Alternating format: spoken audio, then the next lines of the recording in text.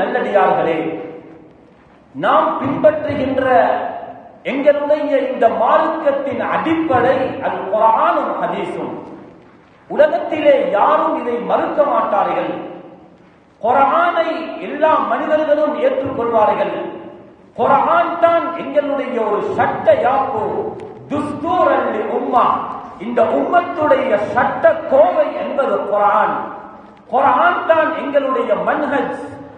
லிகுல்லி உம்மத்தின் ஜஅல்னா மின்கும் ஷிர்அத்தன் வ மின்ஹாஜா. உலகத்திலே தோன்றிய, உலகத்திலே வந்த எல்லா சமூகத்தினர்களுக்கும் அல்லாஹ் ரப்புல் இஸ்ஸத் சுப்ஹானஹு வ தஆலா இரண்டு விடயங்களை ஆக்கி வைத்திருந்தான். ஒன்று ஷரீஅத், அந்தந்த நபிமார்கள், அந்த நபிமார்களுக்கு கீழால் இருக்கும் சமூகத்தினர்களுக்கு அவர்களுடைய மார்க்கத்தை, ஷரீஅத்தை அவர்கள் சொன்னார்கள்.